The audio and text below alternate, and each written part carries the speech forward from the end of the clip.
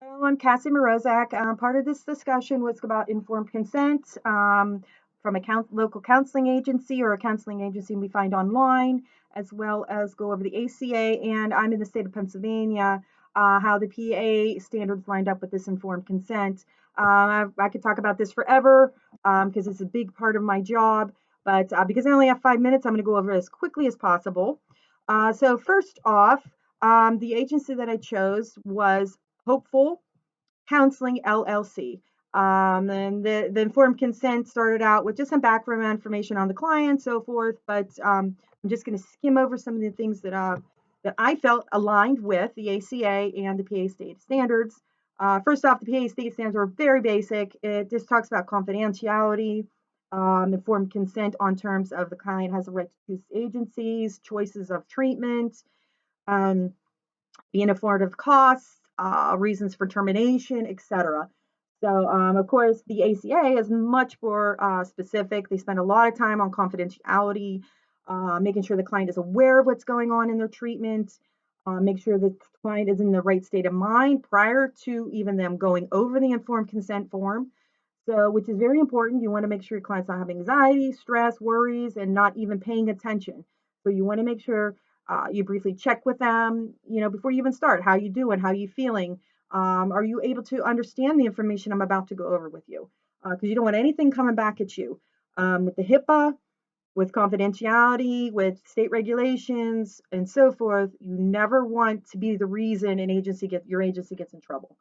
So with the hopeful counseling, I thought their informed consent was very good. I thought it was very thorough. It has some information in it that I had to read 3 times before I even understood what they were talking about. Specifically when it got into some of the legal stuff.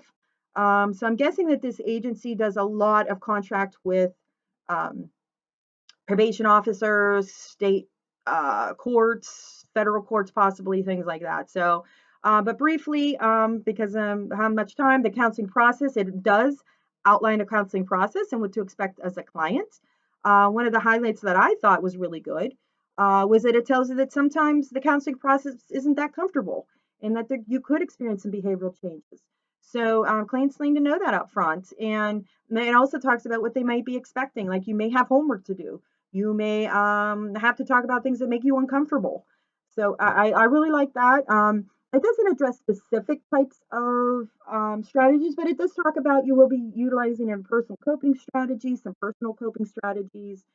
Um, and the ACA goes into making sure your client understands what they're going to be getting through treatment, that they will be at times unhappy, possibly with the way they're feeling, but it's all normal, and that to make sure that your client's aware of that.